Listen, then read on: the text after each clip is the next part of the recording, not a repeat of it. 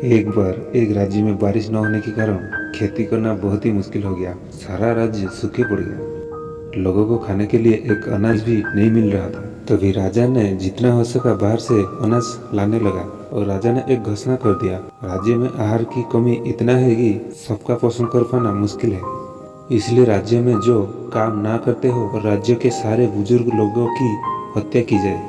राजा का आदेश लोग मानने लगे। राज्य के सारे बुजुर्ग लोगों की हत्या की गई, लेकिन एक लड़का अपने बूढ़े बाप को ना मारकर सबसे छुपा कर रखा। वो लड़का बहुत ही गरीब था।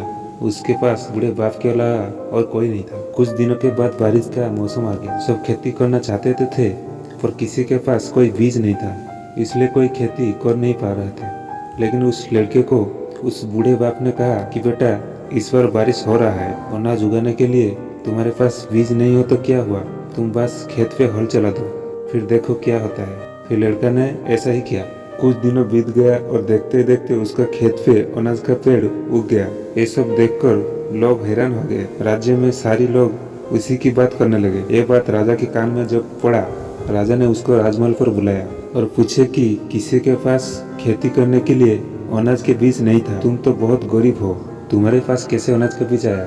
तब लड़का ने कहा, मैं एक शर्त पे बताऊंगा, अगर आप मुझसे नाराज ना हो तो। राजा ने आदेश दिया कि बताओ, मैं नाराज नहीं हूँ। तब लड़का ने कहा, ये सब मेरे पिताजी ने मुझे बताए थे कि अनाज का बीज ना हुआ तो क्या हुआ, खेत पे हल चलाने से कुछ पुराने बीज जो खेत में पिछले साल के खेती के बाद रह जाते थे वो उग सकता है।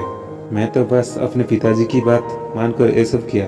आप बूढ़े लोगों को हत्या कर दिए और मैंने मेरे पिताजी को ना मारकर छुपा कर रख दिया था। आज जो भी कुछ हुआ ये सब मेरे पिताजी का अनुभव था। तब राजा ने अपनी गलती एहसास किया और सारे प्रजा से माफी मांग ली। और राजा जान गए, अगर समाज में रहना है तो अनुभव की जरूरत है।